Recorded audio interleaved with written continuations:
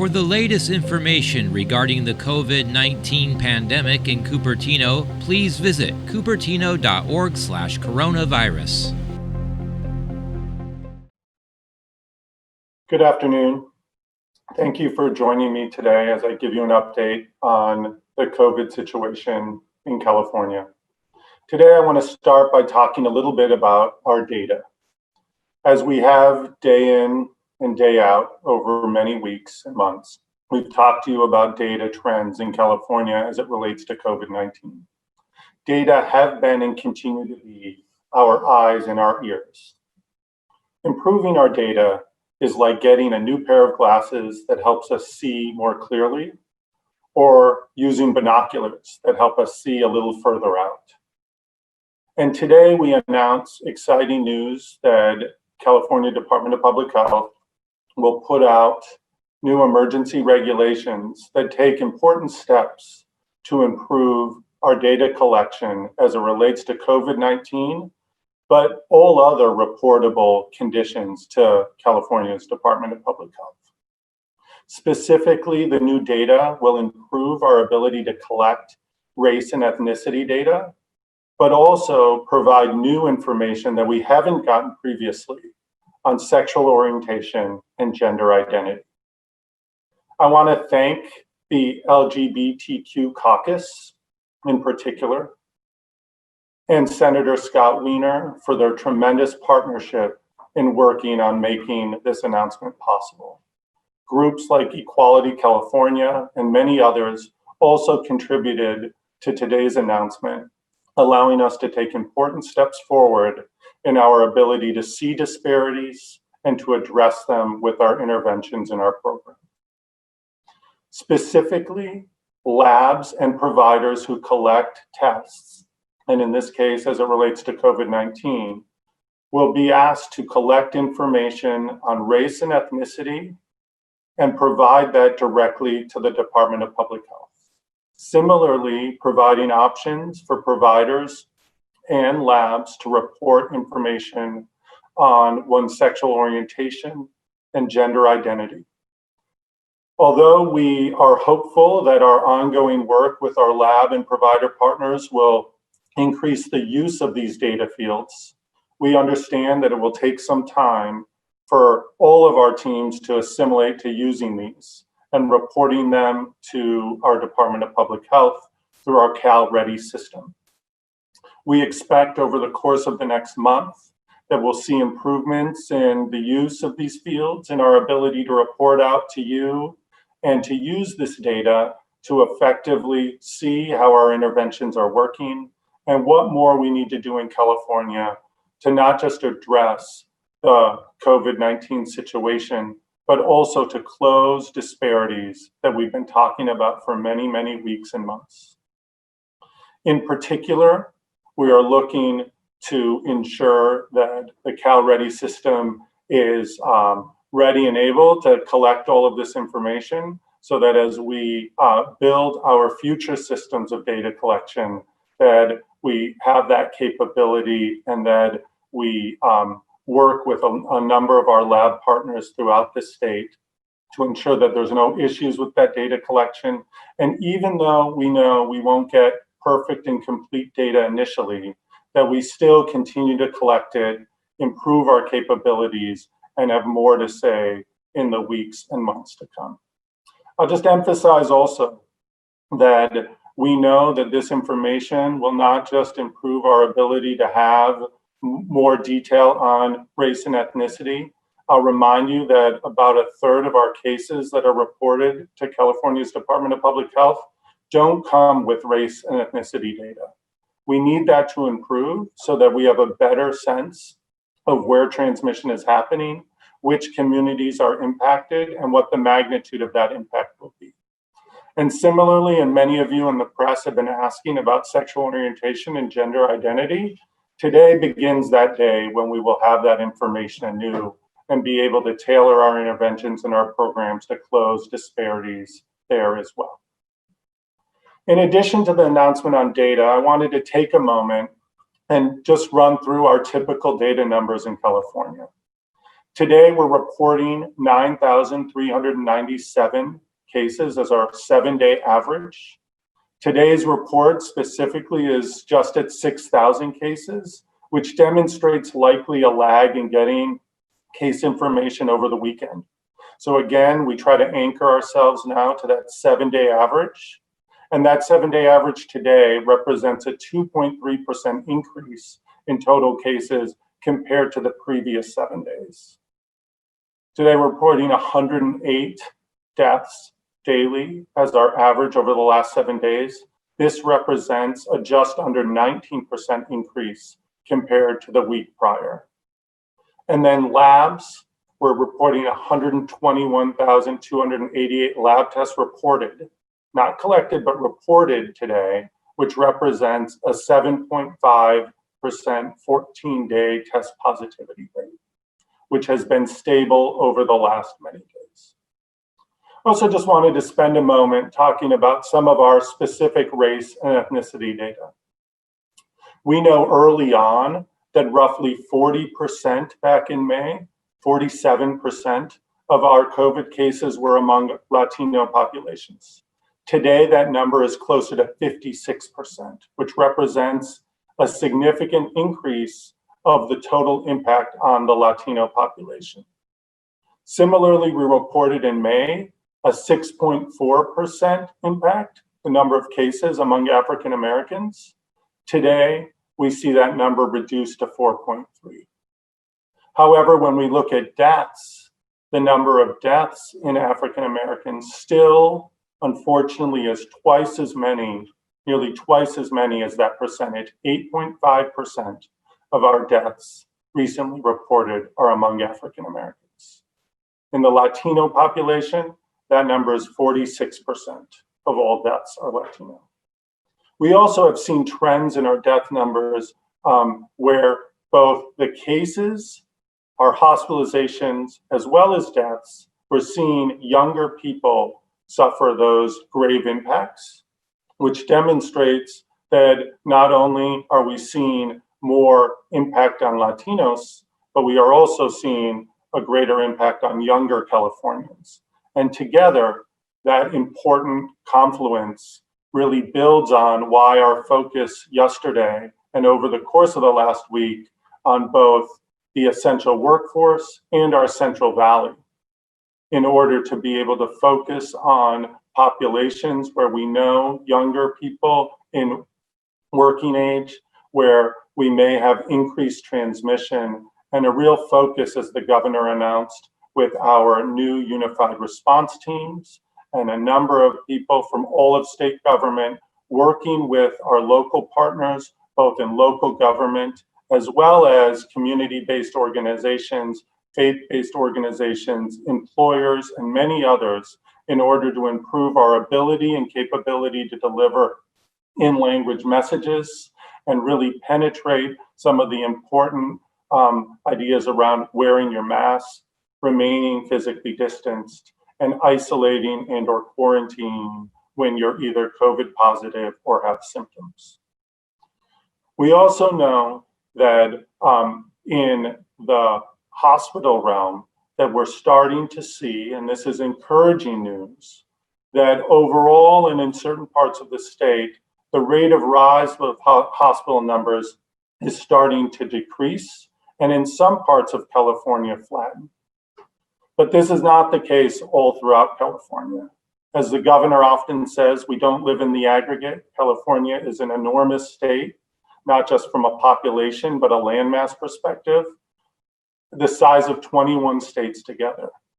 So when we look at what's happening at the Central Valley, wherein in some other areas we see that flattening of hospitalization numbers and even case numbers, we don't see that in the Central Valley.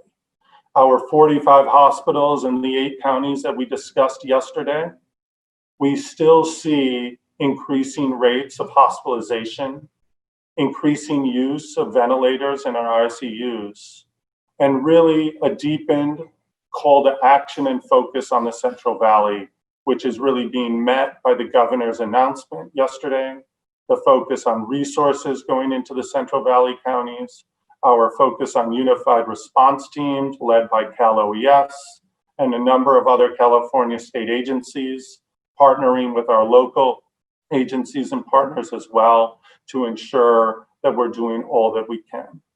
We believe over the next many weeks, these efforts, just like we did with Imperial County and that strong, deep partnership to reduce positivity rates, transmission rates, case rates, we expect these next 4, 6, 8 weeks focused on the Central Valley to really allow us to reduce that transmission and hopefully close some of the very important disparities that our data is showing us around disparate impact on Latino populations and those in the essential workforce.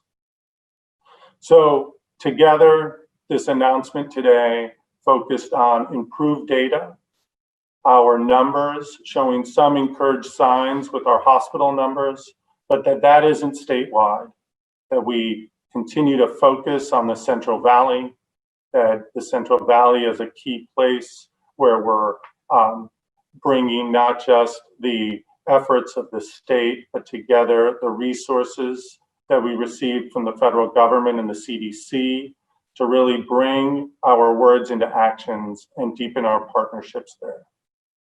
And as always, I want to, before I take a number of the questions that I know reporters are prepared to ask, I want to remind us, as the governor does, that among our most important tools to help reduce transmission is wearing the mask, using it as often as we can, whenever we're in larger crowds, we're going to the grocery store, we're out and about on the walk in our communities. Having that mask on or handy is a very important tool as we continue to see the evidence grow that it can help reduce the spread of COVID-19 and not only protect our families and communities, but help us move on the road of economic recovery, help us get closer to having more schools open across the state. Additionally, as much as possible, reducing and avoiding mixing in larger crowds with people that you aren't used to being around. That might include people that you're close to, close friends that you haven't seen in a while, members of your immediate family that don't live in your household. And additionally, whenever you are out, try to maintain some distance between you and others that you don't typically mix with. So those 3 hallmark things, in addition to what I give all of my pediatric patients as advice: wash your hands, and don't just wash it for 2 seconds as my kids do. Turn it on, run the water for a good 20 seconds, wash with soap, use hand sanitizer if there isn't soap and water handy in order to reduce your own transmission to yourself and to others when you touch other surfaces. So again, it's always a privilege to be with you and give you a brief message and run through our numbers. And with that, I'll open it up to reporter questions. Dustin Gardner, San Francisco Chronicle. Thank you. Just to clarify, the requirement on sexual orientation and gender identity, does that apply to all 90 communicable diseases that are reported to the state? And number 2, why is this happening now when LGBT leaders started calling for this more than 3 months ago, and millions of people have been tested in that time frame? Yeah, Dustin. So to your first question, yes, this is a requirement on all reportable communicable diseases to the California Department of Public Health. We know that we'll be, over the weeks and months to come, working with our lab partners, our providers, to collect this information as well as they can and support them in identifying strategies to increase reporting. To your question about the call and the time to get to this announcement and point, we have certainly been working on it for quite some time, really preparing our providers and labs to be able to collect this information, preparing our systems to accept it, and making sure that we invite a number of stakeholders to ensure we're doing it in the most comprehensive way possible. The last thing we wanted was to be saddled with a whole stack of data that we weren't able to turn into actionable information.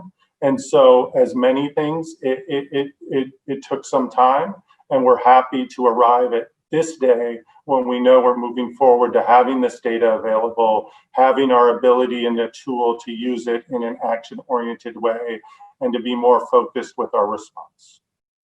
Josh Haskell, KABC.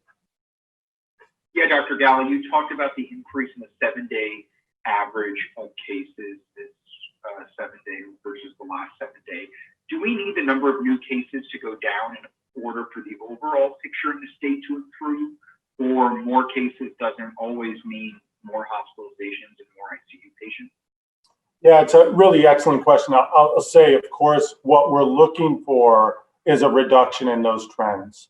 Many people are encouraged by somewhat reduced rate of rise, but it still rises, right? Today's increase of 2.3% in our 7-day average over compared to yesterday is a smaller rate of rise, but we would like to see that number be 0, so flat, or even on its trend downwards.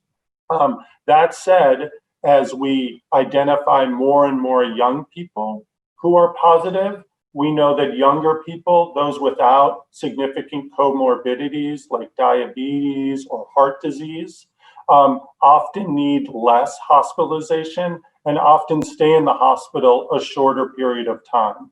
So you're absolutely right in that the absolute number of cases does not always correlate, or doesn't correlate in the same way today as it did before, with the number of hospitalizations that we'll see or the need for ICU stays and ventilation. Paul Rogers, San Jose Mercury News. Thanks, Doctor. Following up on your point about masks, 2 quick questions. If every person in California wore a mask, how long would it take for coronavirus to be brought under control? And second, why hasn't the administration put in place a statewide policy to fine people who don't follow its mask mandate, similar to the way that some California cities like Glendale and Monterey have started to do, issuing those fines? Yeah, thank you for the question. Always look forward to an opportunity to support our message around masking. Again, every week we come together.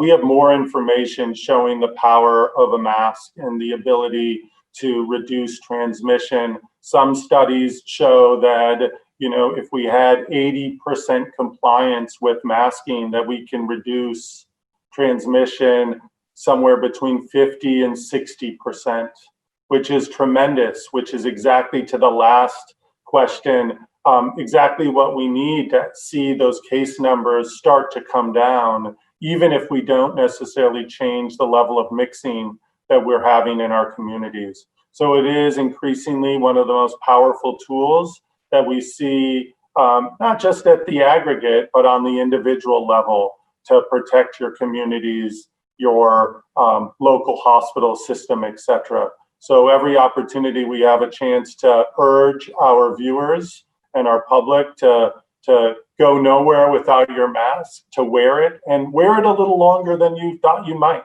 Keep it on, don't take it off, so that we can really make sure we get that full value out of mask wearing. The governor often talks about running the 90-yard dash instead of the 100 yards. Let's get all the way with our use of our masks.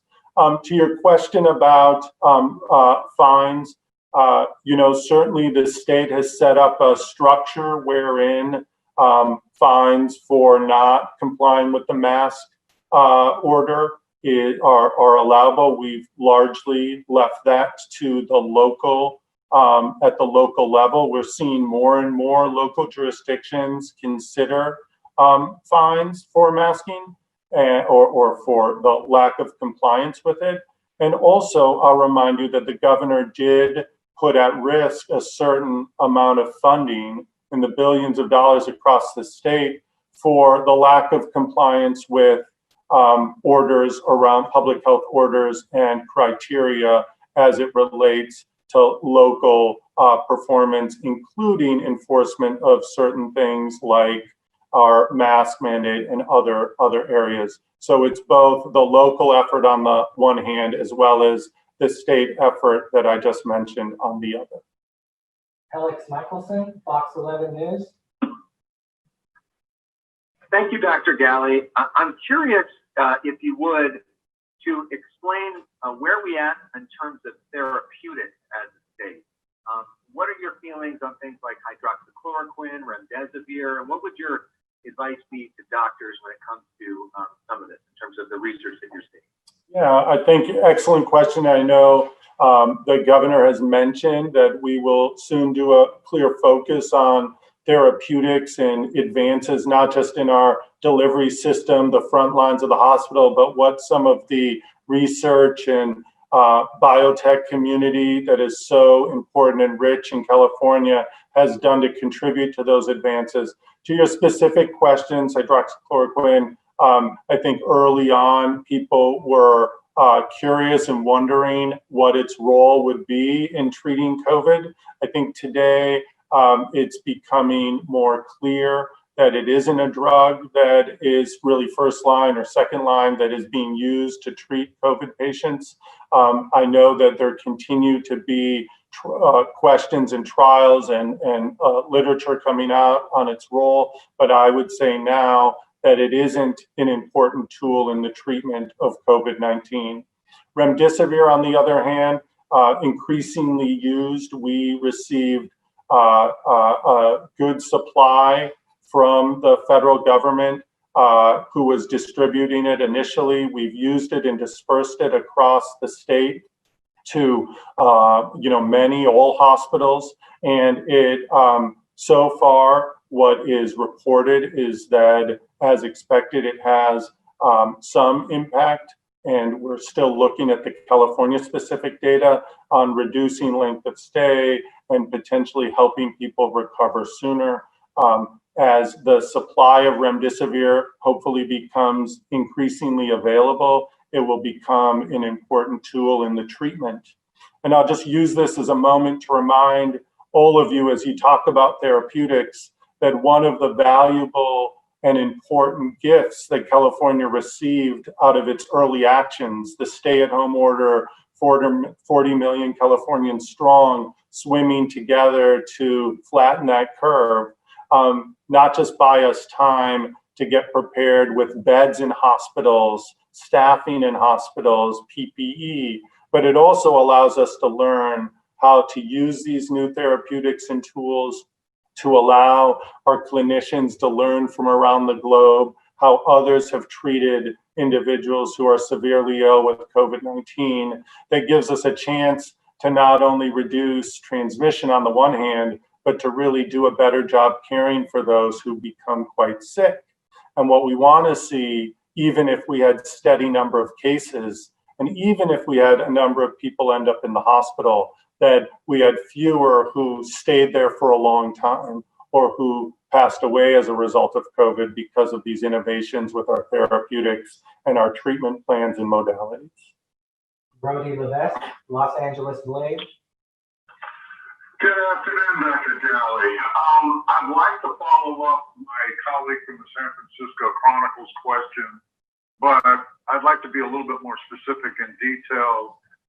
40% of LGBT youth that are homeless are in the mix, or actually it's 40% of youth that are homeless or LGBT youth, let me correct myself, are in the mix there. What are you guys doing for testing in the homeless arena? And also in reference to the overall for the Central Valley and of course Los Angeles, what is the department doing in terms of getting more bilingual testers and contact tracers out there to make better data points, if you wouldn't mind? Yeah, no, excellent question, and thank you for allowing me to refocus the response. As it relates to testing among our homeless populations across the state, has been and continues to be a high priority. You hear about many of the amazing efforts around Room Key and Home Key and our focus on supporting our shelters. with PPE and other efforts, but testing is a very important part of that. Improving our access to testing and that test turnaround time issue that we have been working on over the past many weeks as we've seen a surge of cases across the nation. It all ties in together, and our ability to get testing supplies to those frontline shelters and homeless service providers is very important and continues to be. And then making sure that we match up in a very deliberate way our homeless service providers and shelters with labs that can give you rapid turnaround time, especially in places where you might make important decisions on where to house somebody, where they sleep relative to others. Having that test result only aids in our ability to make good and strong choices. As it relates to the Central Valley question and improving and increasing test availability, as I mentioned yesterday, we see some of the highest rates of test positivity in the Central Valley.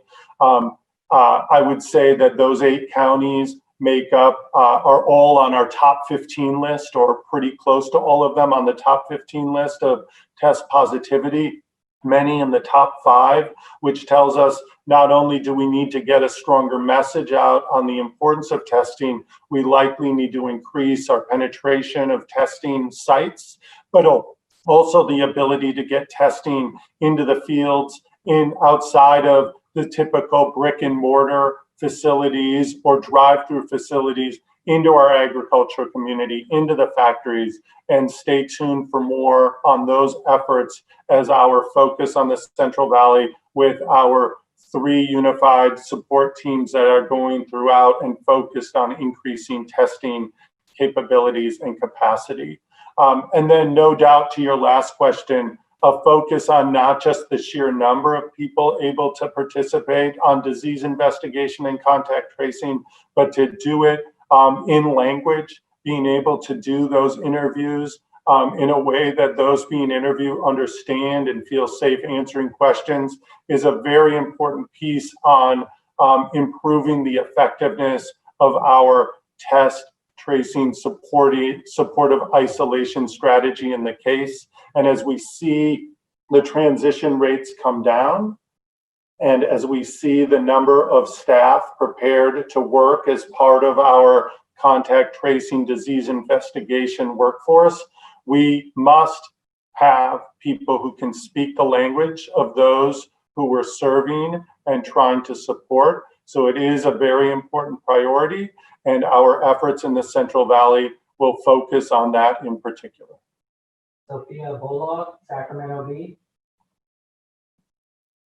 Hi, Dr. Ghaly. I'm hearing a lot of confusion from readers, and frankly, I'm a bit confused myself about exactly how individual people should be interpreting the new testing guidance. So I'm hoping you can provide a little bit more clarity. So should individual people who are concerned that they might be infected and want to get a test, should they be trying to assess what tier they fall into? And are you encouraging those who fall into the lowest priority tier to avoid getting tested? And for those who are seeking to be tested, where should they be going? The governor has previously encouraged everyone to go to the free testing sites that the state is running. Is that still the guidance, or would you encourage people to go elsewhere under these new guidelines?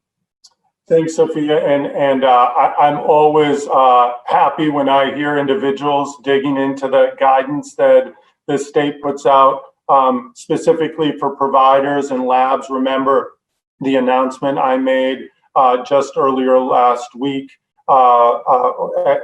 actually 2 weeks ago now, that refocused not just our tiered priority for who should be testing, with a specific focus on those tiers in the face of some demands and scarce resources on the testing side, but also prioritization for which labs should be processed first by our laboratories across the state. I would say that individuals who are concerned should reach out to their providers and ask the question. This guidance is really meant for those providers and labs to be able to support individuals seeking testing to understand where they fit in to our tiering system. So I would encourage Californians who are interested in being tested to either reach out to a provider, your typical provider, reach out to one of the test sites. They often have platforms to fill out sort of either your symptoms or your exposure risk. And through those efforts, we can determine whether you should be tested immediately or whether you could wait a while to be tested. And we hope that as we increase our efforts to solve some of the supply chain challenges that we've been mentioning, and as we see potentially some reduction nationally in the amount of testing being done, and as we in California continue to increase our testing volumes, that we will see some of these test turnaround time issues improve. And we especially want to stay focused on making sure they improve for those people whose test makes a decision on how to treat them in the hospital, maybe makes a decision as to whether they should isolate or not. I think there's a number of different uses, and that's exactly why we have our prioritization tiers that we hope all of our clinical partners and our testing sites, as well as our lab partners, follow, so that we can make sure that our first tests are targeting those who, through this tiering process, need it the most, but that we create space for others to get tested in those lower tiers as well. Final question, Brian Ghaly, Associated Press. Yeah, hi, Dr. Ghaly. This question is about the state's data collection and the ability to distinguish between people who have had multiple tests. So I'm wondering, California's reported 7.3 million completed tests. How does that translate into the actual number of people that have been tested? If you weed out the people that have been tested twice, and then similarly, the 460,000 confirmed infections, is that 460,000 people that have had an infection, or does that also include people who may have gotten retested after being confirmed to have COVID and then tested positive again? Or can you clarify those numbers? Yeah, I'll try my best to, especially on your last part of your question. We'll have to get back to you. I'll just remind people early on, many people were getting 2 tests to confirm whether they were COVID positive or negative. So in the early days of our reporting, there were individuals, a single individual who had 2 positive tests as an example. Early on, many months ago, that trend started to change, and most people received a single test specimen, which reflected a single positive or negative. So we don't today expect that many of the cases that we're reporting represent 2 test positive results for a single individual in the moment. No doubt, many individuals who have been tested more than once. Individuals, residents, and staff in skilled nursing facilities where we've had such important focus on being able to, as I like to say, really guard the front door from COVID and reduce transmission. We test in an ongoing way with serial testing. If a skilled nursing facility has a positive case among workers or residents, we do even more frequent testing. So it wouldn't be surprising if a single individual in California had multiple, even handfuls of tests to make sure that they aren't a vector for infection or themselves infected in one of our high-risk areas. In terms of being able to determine how many people our many cases represents, whether there's duplication there, I'll need to get back to you so that I can give you an accurate answer on that question. So I think we've gone through the questions. I just want to again thank each of you for joining today.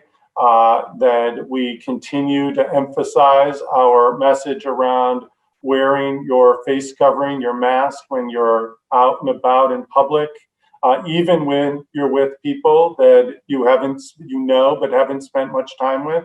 Maintain that important 6 feet of physical distance, and even more if possible, wash your hands And especially if you're feeling like you have any symptoms consistent with COVID-19, isolate in your home, reach out for assistance and help.